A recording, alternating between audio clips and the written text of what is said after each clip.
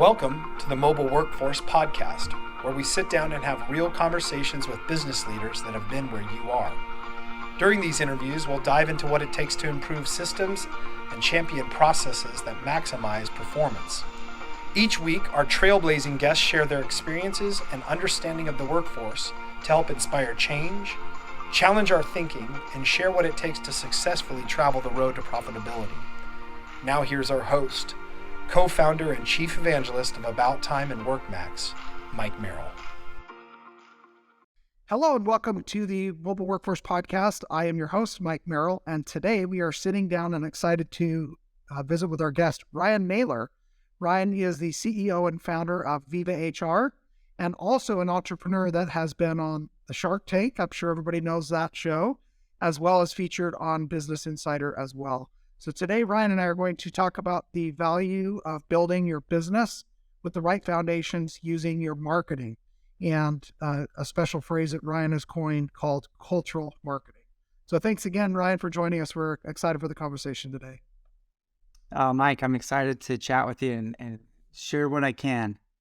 Awesome. Well, looking forward to this. Well, you're a smart guy, and I did, look up a few things on you and your background. You've been at this game quite a while, and I guess just to start the conversation off, we have to mention Shark Tank. I don't want to get too deep into that, but maybe just high level, what are some things that you learned going on Shark Tank, and how has that helped you, years later in your role today? I jokingly share with people the only thing real about reality TV is that it's on TV.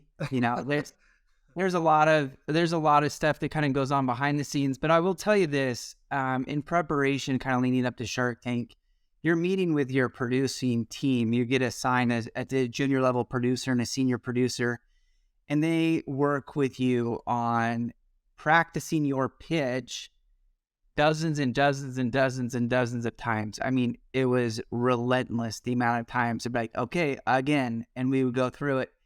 And it really, from that and other areas of my life, but that specifically really taught me the importance of no matter what pressure you're under, if you're prepared, you're going to get through the moment. And there was, in Shark Tank, you kind of, the magical doors open and you walk down the corridor and you got the sharks in the aquarium, which is not real, to the side of you.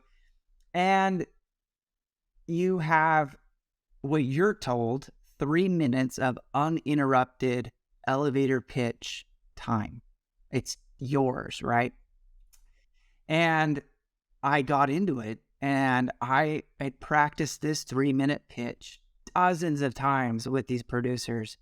And I was approximately 18 seconds into my 3-minute pitch. And Mark Cuban said, I'm out. And now I think, I was in shock. So I didn't really know how to really compute that. But I had done it so many times. Then I got interrupted again. But it didn't matter. I knew where I was in my moment. And I was able to get through those hardships in the pressure of 18 HD cameras all calibrated to your face and your sweat. And they want to see you just really grinding through it. But the preparedness drove a great outcome. And I think that that's kind of my big thing for me is I got through and I was fine. I knew who I was in the moment. I knew who I was when I left.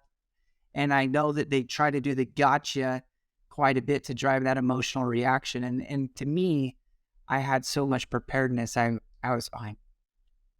That's awesome. That's a great takeaway for sure. And it's been quite a few years, hasn't it, since you were on? Yeah, I think 6 or 7 years now. Okay. Wow.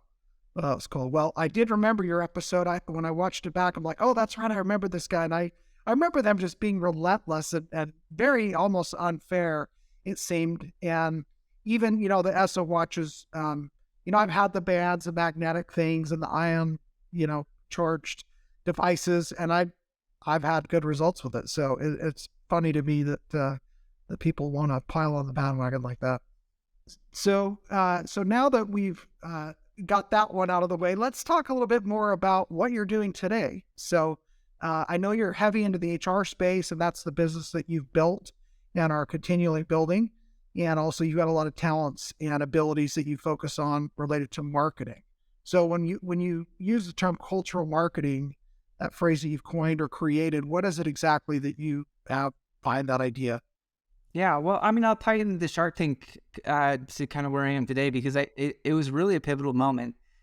At the time, I owned a digital marketing agency, so the Shark Tank thing was nothing more than a side hustle. It was, staying up late nights watching Sports Center and doing some work with the laptop on the lap and just kind of jamming through it.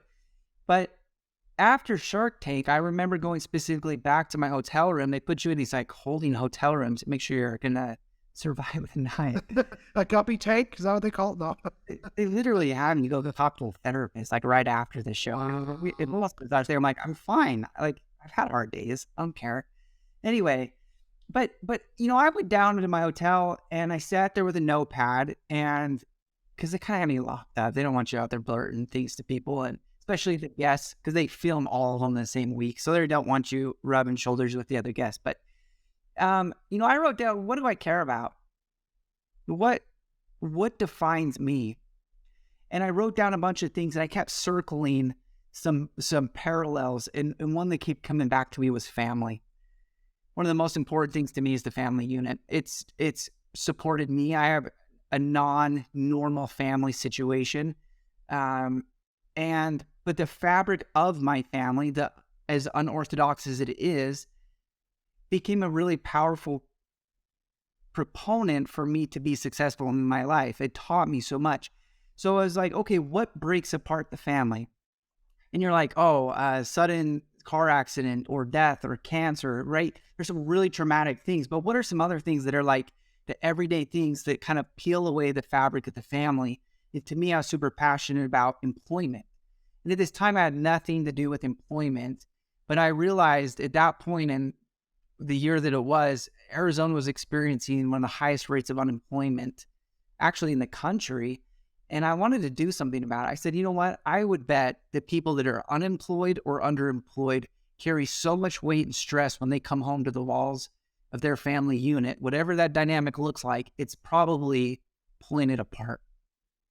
And then you start to look at the divorce rates. You start to look at everything around. There's so much that comes to the point of, are people gainfully employed? Not just employed, but are they actually like feeling a sense of purpose and passion behind it? And that really drove me to create a job board. And I was able to, over the next 6 years, we helped over 100,000 people get new work because of our focus to that purpose-driven organization. So I was able to kind of peel back the layers and say, what did I learn in helping 100,000 people get jobs? And we were renting out State Farm Stadium and hundreds of job fairs. Like, it was just an incredible experience. And it really came down to the small business America was struggling. They were the ones that could not craft the right story to candidates. These candidates were all going to one area, and it was the companies that emphasized culture. So it kind of married my world of marketing and company culture and created culture marketing as this framework to teach small business America on how to attract A players, retain great players, and create basically a flywheel effect of always leveling up your people. And ultimately that spun out into Viva HR today, which is we bring your culture and your company to life through culture marketing and our hiring automation software. So long ways kind of to get there to where I am today. But the point is understanding what motivates candidates to choose who to work for, but most importantly, who not to even apply to, is dramatic. Like, we think about the candidates were not converting. What about all the candidates that just didn't apply in the first place? Like, that should scare everyone. And as the owner of a big job board with tens of thousands of people a day hitting this website, I can tell you right now, the companies that in their opening paragraph talked about who they are, what they do, and they anchored it with why they do it, were the ones that were always getting 500% more applicants than anyone else. Wow. So what you're saying is that when a potential employee or candidate for a job sees the structure, the mission, the value system of the company as displayed through that job posting, they're 500% more likely to apply there if it speaks to them. 100%. You tell someone go hike up a mountain, and you're like, why? This is like so tedious. And there's, oh, you have these responsibilities, and you must have this experience, and you got to climb the mountain. Like, that's your responsibility. You got to get there. Those are the tasks of which you need to accomplish. Okay, that looks difficult. But all of a sudden you put your arm around them and say, listen, here's our purpose. There is someone critically injured at the top of that peak. And we have a focus at caring for everyone, no matter where they are. And there's someone showing, we're going to accomplish it together. I've got my arms wrapped around you. Here's how we're going to train you. Here's how we're going to give you the resources, the tools, and we are going to accomplish. Now, when we achieve that goal, look at the outcome. Look at the net impact because of getting to that top of the peak. Like, I think that we need to think about, how do we tell the stories to, not what you're going to only do for me, you're going to be looking straight up a hill, but instead, how can I say, let me put my arm around you and tell you what we can accomplish together, and here's why that matters. Yeah, that's very wise. So what are some common mistakes you think companies do in mismarketing that mission, where they turn people off right away because of the way that they approach it?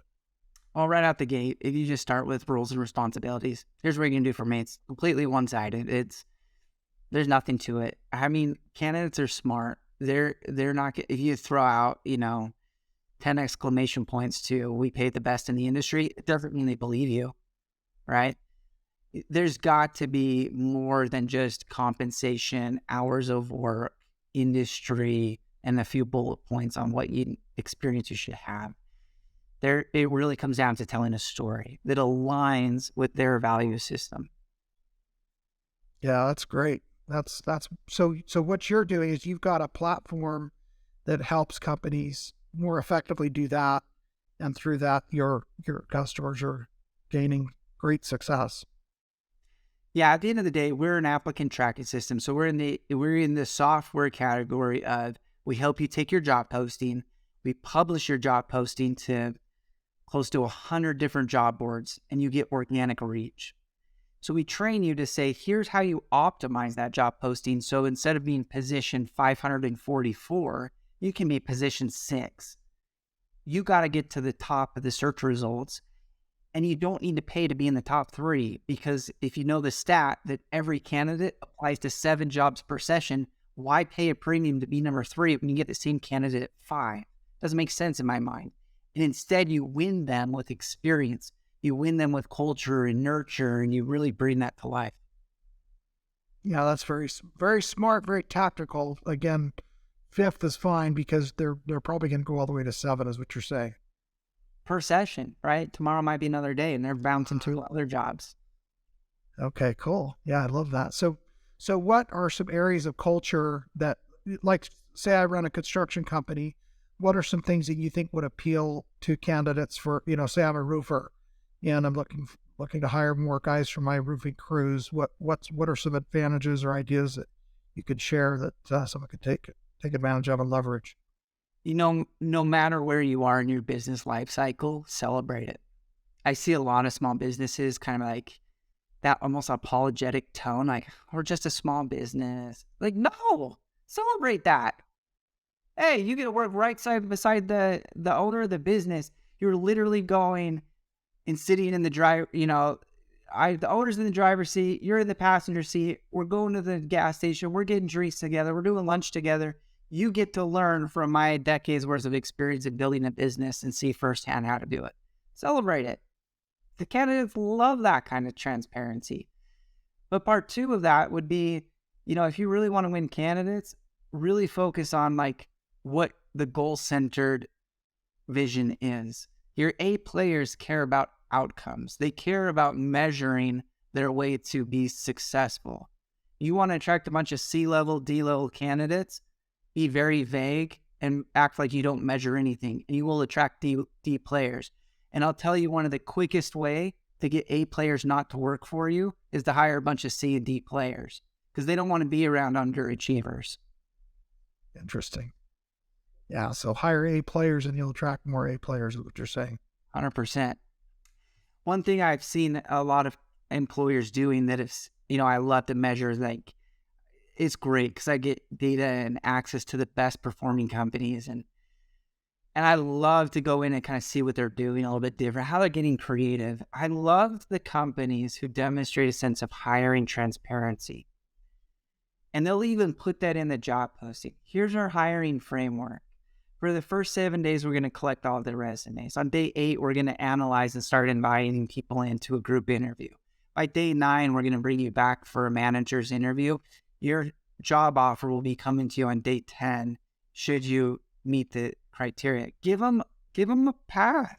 Don't hide it. There's nothing you need to, pretend that it's there. But I will add, if you want to really transform your business, get the candidates into non-interview interviews. What I mean by that is create opportunities to get them into your office, to put your arm around them, to celebrate them, learn about who they are, what they like, their interest level, and let them intermingle with all of your other employees. A great example is a company here in Arizona. I was just dying at this example. What they did is they took their top candidates and they invited them all to their Friday afternoon fish off. They invited families, they had a little barbecue, and they met at like this little community lake. They didn't get, crazy. Had a bunch of fishing poles out there.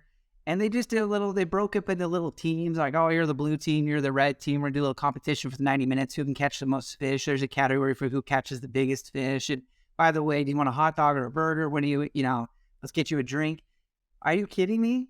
Now, all of a sudden, those candidates, would they accept a job offer with anyone else? There's no way. There's absolutely no way. And people are complaining to me, all they only care is to chase the next paycheck. Well, that might be true in some instances.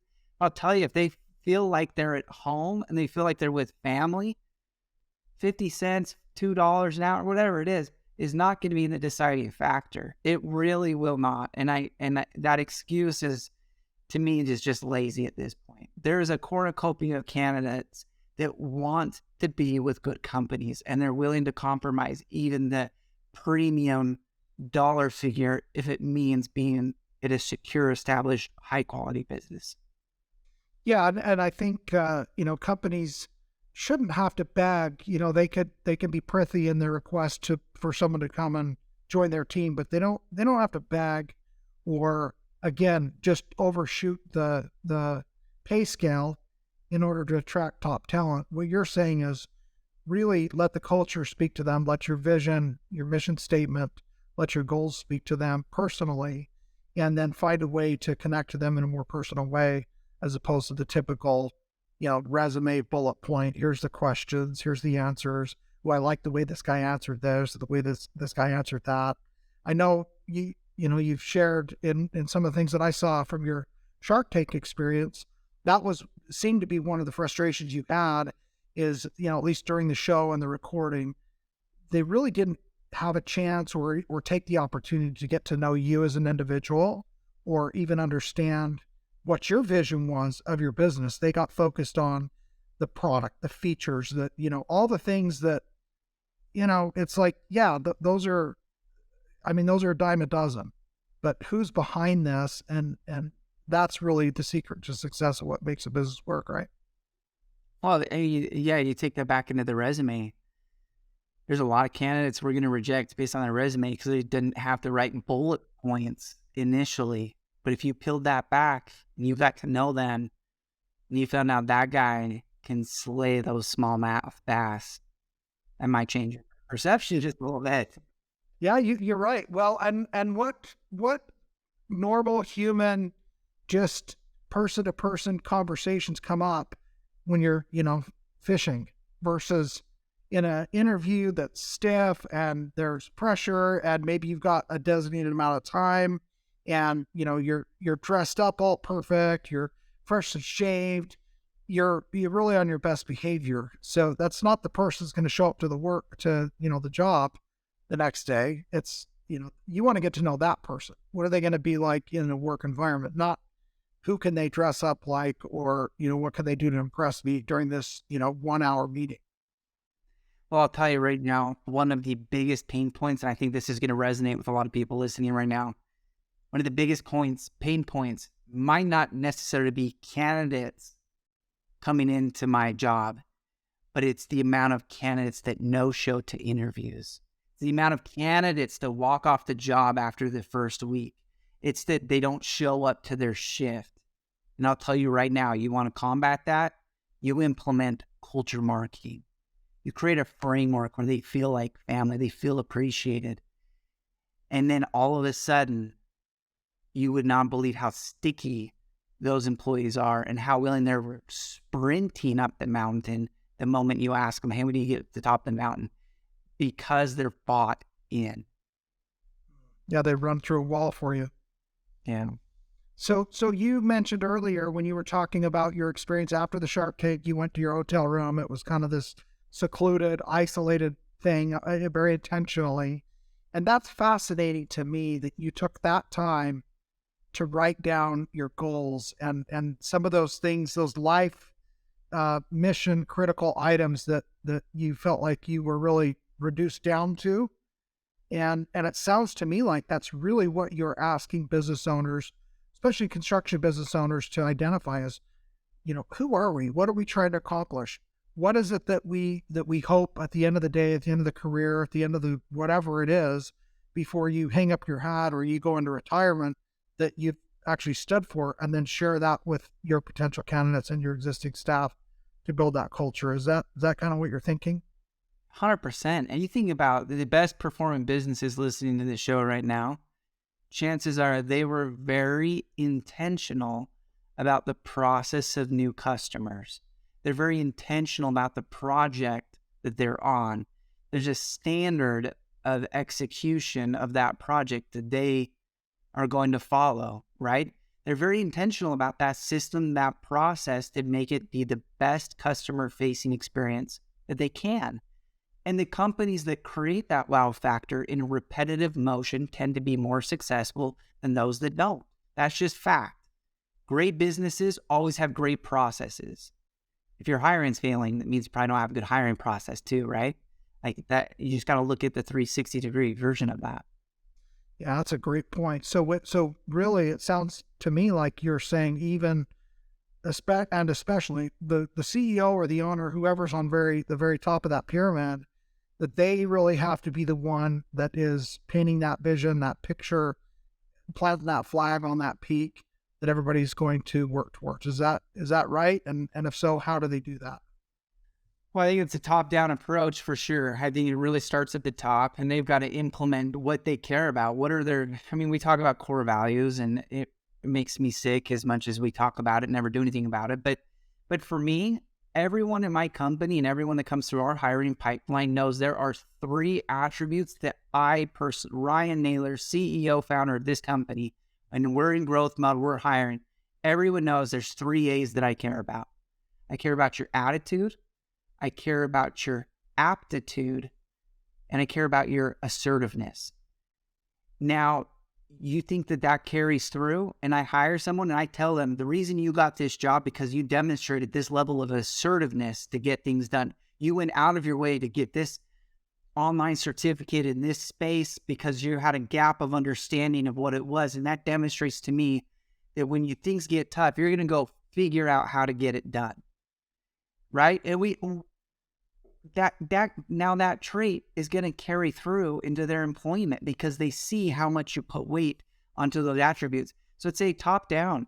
You've got to declare to your team, to your company, what are those characteristics that matter most to building a team of 8 players.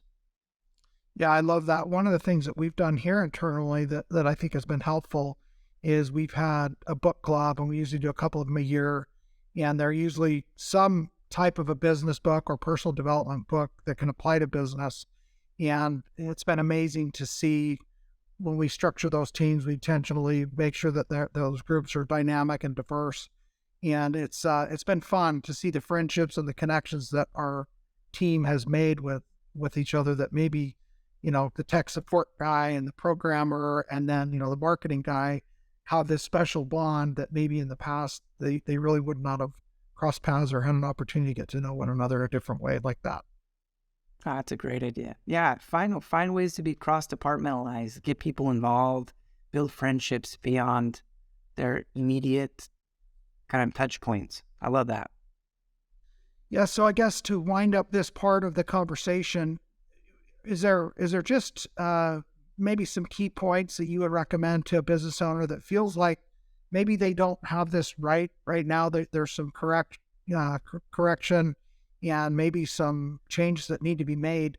What would you recommend they do to start moving their company in the right direction or in a new direction along the lines of what you're talking about with cultural marketing? I think you really need to build a scorecard. I'm a big believer in sitting down and saying, what are the KPIs? What are the quantitative elements we're going to measure for this new hire? This particular role, what do we care about? How do we measure? How do we even know if they're good, bad, or ugly, and all the way in between? And then you start to define what are the specific requirements that are going to impact those KPIs. So they've got to have this much knowledge because that directly influences this KPI that we're measuring. You've got to have this amount of experience to know what to do in this environment that's going to influence this KPI. Have the scorecard laid out in a way that now when you post your job description mirrors what's important to you with the scorecard. And now when candidates come through, you'll be able to quickly ask questions and identify against the critical, most important things to your business.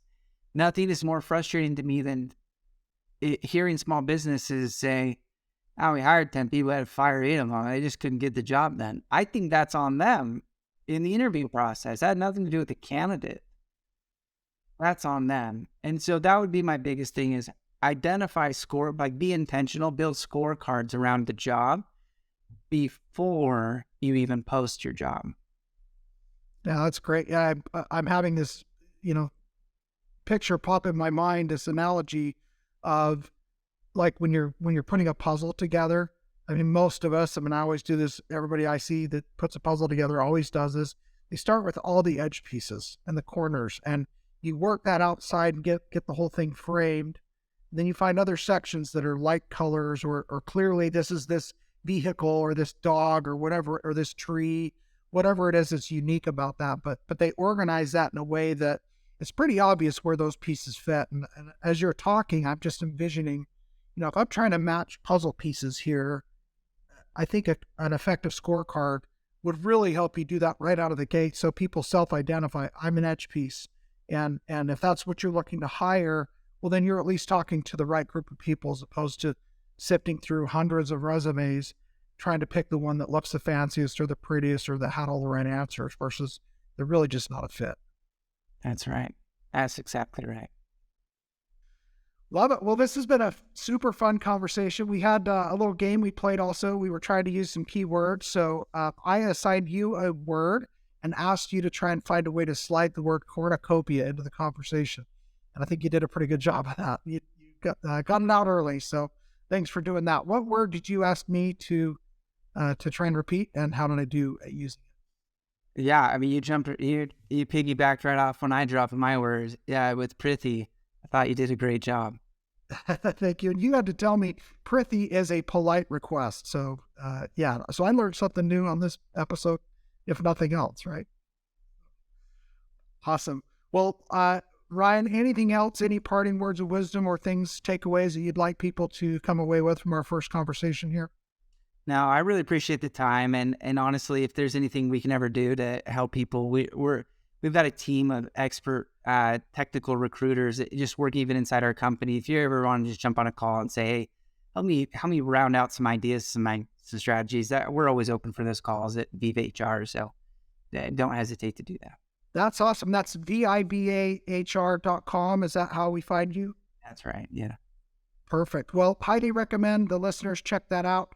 I'm super fascinated at checking into it for our business here.